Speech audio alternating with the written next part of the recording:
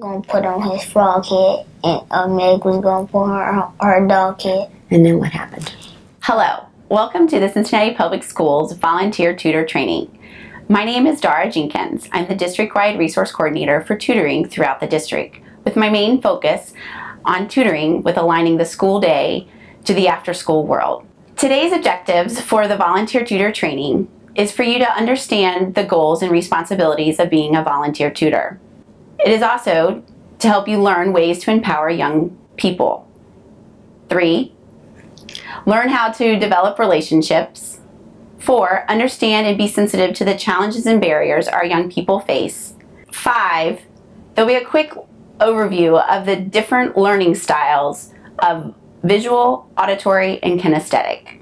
Volunteer tutors fall in the Cincinnati Public School Community Learning Center model.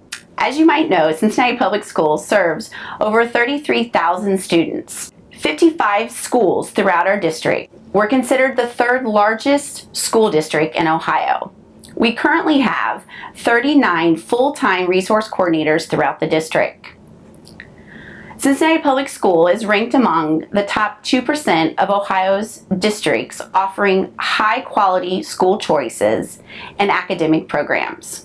Cincinnati Public Schools couldn't do it alone. We rely on our volunteer tutors as a part of our intervention specialists. The time commitment is really manageable. You do 1 hour of tutoring each week, and actually the way that we do it at KnowledgeWorks, you have a tutoring partner, so really it's every other week. So it's really manageable and easy to fit into the schedule. Volunteer tutors have an impact. For the 2013 and 14 school year, over 8,500 students participated in some type of tutoring. 5,200 students were mentored. We were able to track over 10,000 volunteers throughout our district. The impact that volunteer tutors have on our students enhance their self-esteem and also help their overall test scores. What we ask of our volunteer tutors is a 1-year commitment, 30 to 45 minutes a week, or every other week. You can partner up with another individual. We also ask that you be dependable and consistent, complete this volunteer tutor training, submit a local background check, which is good for up to 5 years, attend an on-site school orientation, wear a CPS Volunteer Tutor badge while in the school, use the CPS Volunteer Tutor Tracking System to log your sessions. You will learn more about that at your on-site orientation. And finally, we ask that you participate in the end-of-year survey. Well, I've always been involved in community service, and I've always wanted to be somebody that gave back to the area around me, from college into my professional career, obviously just starting off. So it was a really unique and interesting opportunity that Fifth Third provided us in the leadership programs that we're involved in to be able to give back to the community. Get off of work for an hour on Fridays to go out and be there in the mornings every other week and try to give back to the community around us. The next couple slides are going to go over what the volunteer tutor's roles and expectations are. Tutoring is a supervised session with a CPS staff member. It's also a personalized instruction. Each student will have an individual, personal plan set up for them. You will be going over basic skills in a subject area. The material will be given to you and help guide the learning process. As a tutor, we ask that you encourage your student to think through and problem solve. Also, find successes in minor accomplishments, and also give them positive feedback and encouragement. What tutoring is not. You are not going to be alone with your student. You are not a substitute teacher. You are not going to be teaching them new skills. We do not expect you to be an expert in the subject area. We will provide you with answers, but we ask that you do not answer for the student. We also ask that if any behavior problems do arise, please seek CPS staff to help you. Tutoring is not diagnosing learning disabilities. Let the experts handle that. And finally, tutoring is not pointing out negative defects or weaknesses. CPS's overall goals and outcomes for tutoring are: students' academic achievement increases, student self-esteem is enhanced, student interest in enrichment activities are broadened, and students' motivation for learning increases. This next slide will go over some of the expectations that we at CPS expect of our volunteer tutors and what our volunteer tutors can expect from CPS. Expectations of our volunteer tutors. The first one, which is the most important one, is the confidentiality of our students. Second, to build a mature and positive relationship with your student. Third, praise your student for progress. Be their cheerleader. 4, treat your student with respect and dignity, as you would like to be treated. 5, get permission before offering food or gifts. With the many food allergies we have in the district, it is extremely important to make sure you get permission before giving out any type of food. And finally, our expectation for our volunteer tutors is to be reliable and punctual. What the volunteer tutor can expect from Cincinnati Public Schools. 1, an on-site orientation. This includes a short tour of the school, review of the rules and emergency procedures, such as a fire drill. It also gives you the opportunity to set up yourself on the CPS tutor tracking system. You will also be asked to fill out a contact information sheet and set up your schedule. 2, ongoing support from the district and school staff. 3, positive recognition, celebrations at the end of the school year. And 4, and one of our most important, we want this to be an awesome experience with great memories for you and the student. Tutors play a very critical role in the education of our students because they help to reduce the size of classroom, giving one-on-one attention to a student to be able to focus on some intervention needs for our students that they may have over an extensive period of time, whereas a classroom teacher has to focus on all the students. We can provide that individual support through our tutoring program. The next part of this tutor training is probably one of the most important parts. It's about the confidentiality of our students.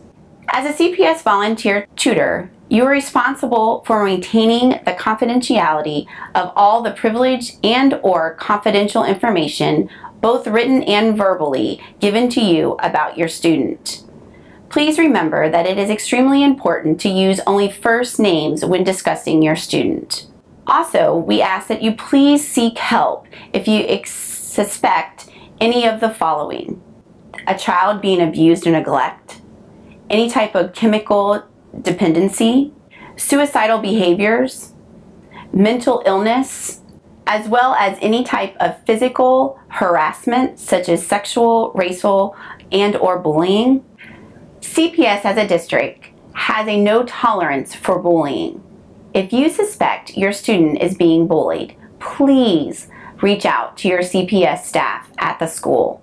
It is extremely important to us and to that student. Having an adult that they don't know at first to work with one-on-one helps them build their self-confidence. It helps them build their social skills, all of which are just as important as their reading skills. And we do some, just as part of the game, sometimes help them, work on some math, and so there are just so many aspects of growing up, and I think the tutoring program touches on a lot of those things, not just the math and the reading.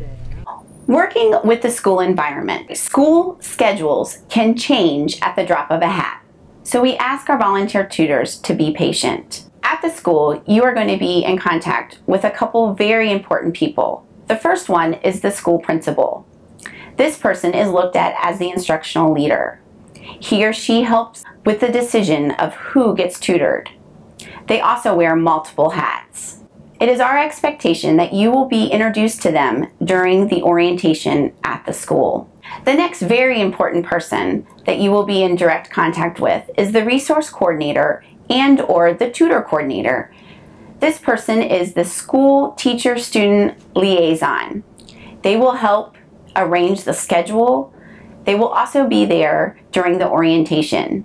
They will provide you with the necessary tutoring material and information. They will also be your main point of contact for scheduling or if you would need to call off. And finally, the student. This is your person who you will be paired up with for the duration of your tutoring experience at the school. We ask that you decide how you would like to be introduced to your student, if that is Mr., Mrs., or Ms.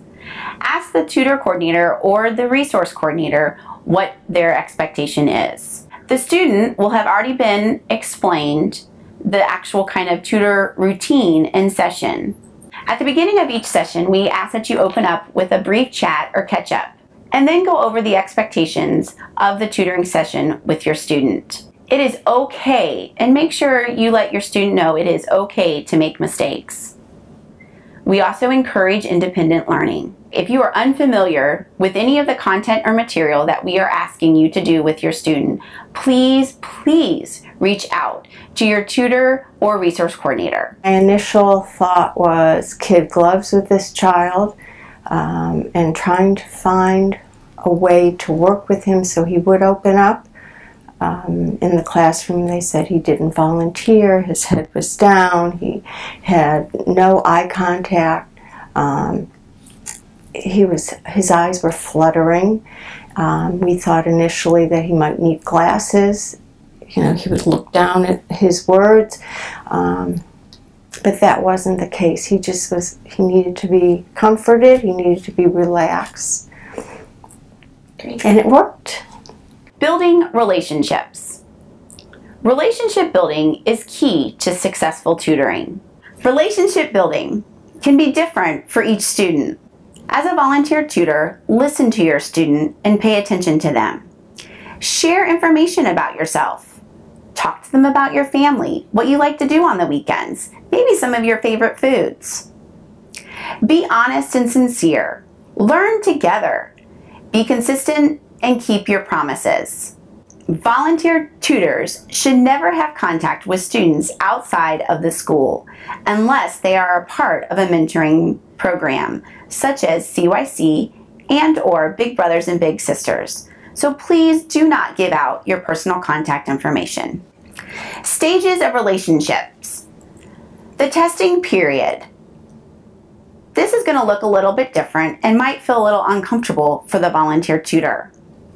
Communication may be very one-sided. It might be a lot of yes-no answers. Your student might also appear uninterested. Remember, this is where it comes in about asking questions about what they like to do, what foods they like to eat, what they did over the weekend. Have fun and start to build the trust with that student. Another stage of building a relationship is the teachable moments. Remember, set realistic and attainable goals and start to think about having that student think about the future. Early termination. It happens, and we really do appreciate the time you have already given to the district. However, it is very important for us to end the relationship appropriately to avoid damage to the young person. Make sure you let the school know that you are no longer able to participate and turn in your CPS Volunteer Tutor badge. Basic skills. Don't assume your student knows certain things just because of his or her age. Also, remember some academic patterns take a long time to change. Stay positive. We also ask that you talk about organizational skills. Ask them about how their backpack looks. Ask them if they're using their planner on a daily basis. Maybe even show them how you stay organized. Setting boundaries and interactions. Remember, you are in charge of setting boundaries. Set clear expectations with the student. Talk about appropriate behavior. Speak on the same eye level with the student. Model mature, respectful behavior.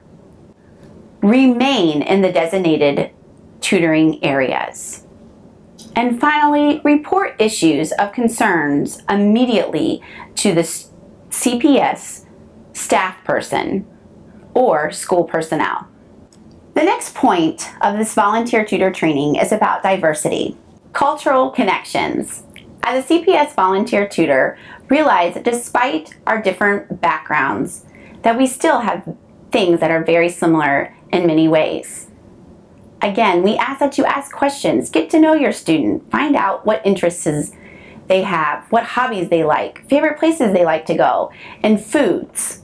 Being a tutor is a great way to connect with a young person, and you don't know what your final impact would be, but just that connection when you do the tutoring is so important, and it gives you just a real sense of that individual's daily life, because not only are you reading, but you're also talking about, so how do you feel today, what's happening in your world today, and it lets you understand the reality of what a student is going through.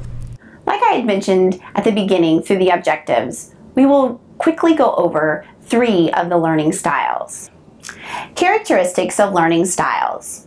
3 of your 5 senses are primarily used in learning, storing, remembering, and recalling information.